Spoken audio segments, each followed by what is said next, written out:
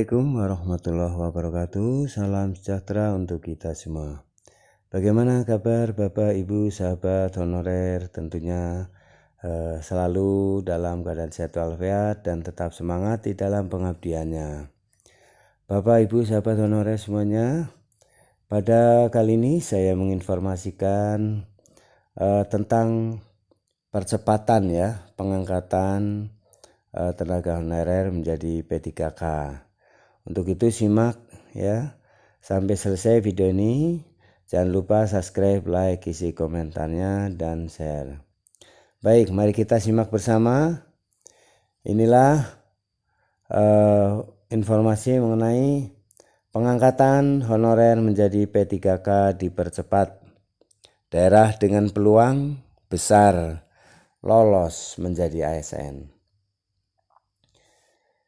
Nah, pada Agustus tentu saja ada informasi mengenai bagaimana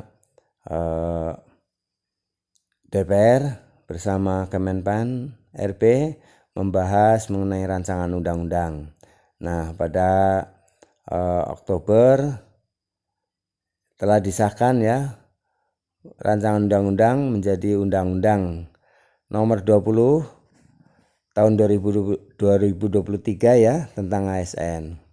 Nah, dengan disahkan undang-undang itu, Undang-Undang Nomor 20 tahun 2023 tentang ASN, maka pemerintah diwajibkan untuk menyusun PP turunan yang mengatur mengenai bagaimana pelaksanaan pengangkatan tenaga honorer menjadi ASN itu dengan terperinci Nah, untuk itu mari kita simak informasi yang terakhir seperti apa.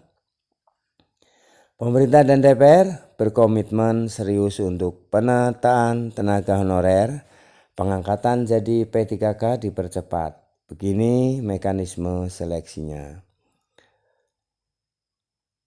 Radarjandur.com, Komite 1 Bidang Pemerintahan Dewan Perwakilan Daerah DPD RI sedang berupaya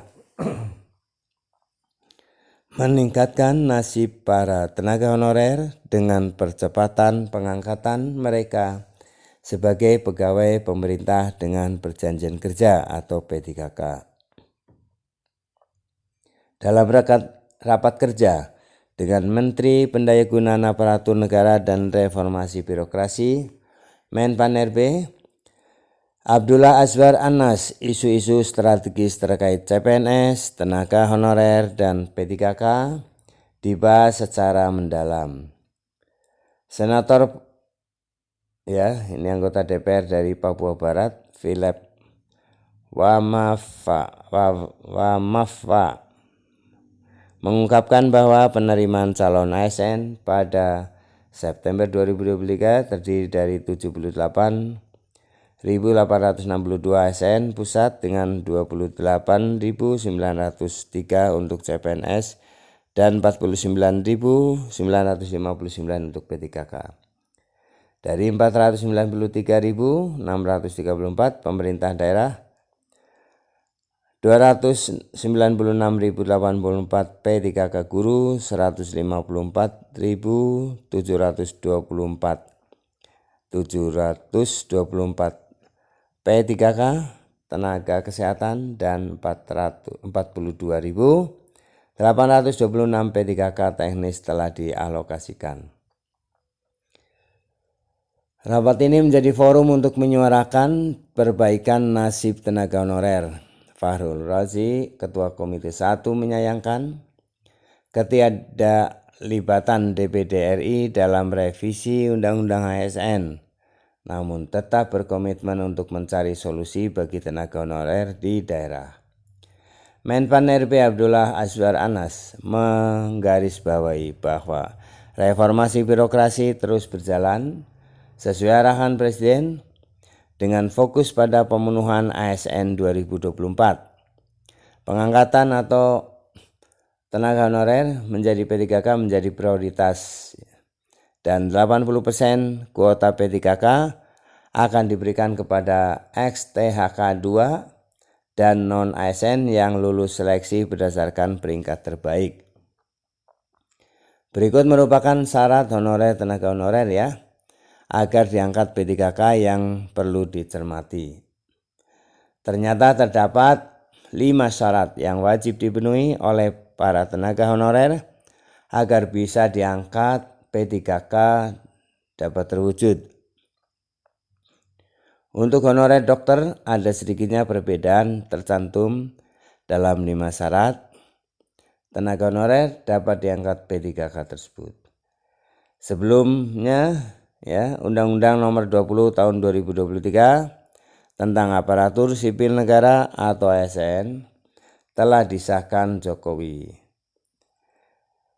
Perlu dicermati bahwa dalam peraturan yang baru tersebut menyinggung soal nasib tenaga honorer yang mesti tuntas pada Desember 2024, di mana akan dilakukan sebuah penataan tenaga honorer seperti verifikasi, validasi hingga pengangkatan tenaga honorer tersebut menjadi ASN.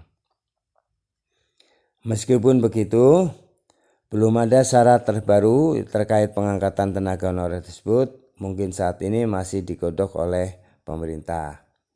Namun berkaca pada PP nomor 48 tahun 2005 ya, yang kemudian diubah menjadi PP nomor 56 tahun 2012, terdapat 5 syarat pengangkatan tenaga honorer ya. Nah, 5 syarat tenaga honorer ini ya, apa saja? Usia maksimal 46 tahun dan minimal 19 tahun, telah menjalani masa kerja 1 tahun secara terus-menerus. Khusus honorer dokter ini tidak berlaku jika usai menjalani masa baktinya.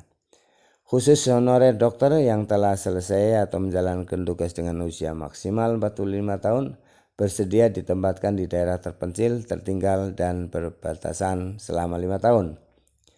Tenaga ahli atau khusus yang dibutuhkan oleh negara namun tidak tersedia di kalangan PNS dapat diangkat dengan syarat usia 46 tahun serta telah mengabdi 1 tahun. Pengangkatan dilakukan dengan pemeriksaan administrasi dan diprioritaskan bagi tenaga honorer yang memiliki masa kerja lebih lama dan menjelang usia 46 tahun. Itulah ya informasi tenaga honorer yang diangkat P3K wajib memenuhi hal yang dipersyaratkan pemerintah. Pemerintah juga memberikan perhatian khusus untuk daerah 3T, tertinggal, terdepan, dan terluar, dengan penghargaan, kompensasi, dan afirmasi kebijakan khusus. Komite 1 meminta Kementerian Pan-RB untuk memprioritaskan tenaga kesehatan, pendidikan, dan Satpol PP sebagai P3K, terutama di daerah 3T.